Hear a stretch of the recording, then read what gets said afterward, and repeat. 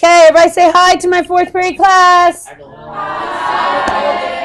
All right, we are doing the video. This is chapter 5, the next section, and we're doing literal equations. You can call them literal equations, or you can call them variable equations. It has to have two or more, there we go. Two or more variables to be a literal equation. All right, so the three things you're going to do is find the variable you're asked for. I always tell you to do what? Multiply. Circle. Circle the variable. You're always going to do the opposite operations to move it over to the other side. All right, write this problem down. Pause it if you need to. You have the PowerPoint. All right, so we're going to circle the variable h. Now, the first thing that bothers me is I don't like that 1/3 right there. The 1/3 is a fraction. I want to get rid of the 1/3. So how am I going to cancel? Multiply by 3. Are you recording? Okay, so I'm going to multiply both sides by 3. On the left-hand side, you get 3v equals, and on the right-hand side, the 3's cancel. What are you left with? AH. What are the A and the H doing? Multiplying. What's the opposite of multiplying? Divide by H. So my final answer would be 3v over A equals H. Okay, write number 2 down. Circle what variable? M.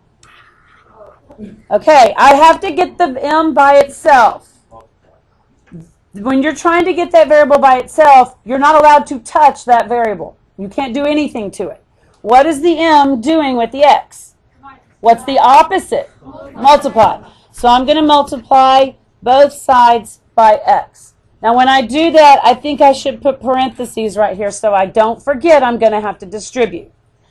The X's on the left cancel, and M is equal to, what do I have to do with the X?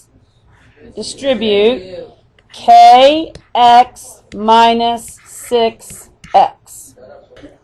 All right, number 3. Circle what letter? C.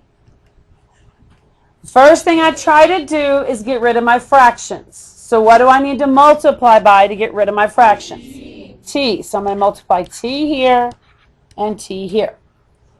On the left-hand side, I get TR equals, the T's cancel. C minus S. Notice I keep circling my C. Then you say to yourself, what are the C and the S doing? What's the opposite? Add. Plus S plus S. Now, can I really add TR plus S? Can't really add them together, so we're just going to write it down. TR plus S equals C. Yeah, because these are different variables, you can't add them together. All right, write this one down, and we're going to try it right now by yourself. Turn me back on when you're done. Okay, I'm going to clear my fractions. So I'm going to rewrite my x minus 1/4 equals x over 3 plus 28, 29, 30, 31 over 4. I could add the 1/4 to the other side first if I wanted to, but I didn't notice that it would be nice, so I'm going to keep going. Multiply everything by what? 12. Common denominator is 12, so I'm going to multiply everything by 12. This comes out to be 12x. 12 times 1 is 12, divided by 4 is, whoops, minus 3. 3 goes into 12 4 times, that gives me 4x. 4 goes into 12 3 times, that gives me 93. If I move my letter to the left, I get 8x minus 3 equals 93. Move the 3 to the right, and 8x is 96.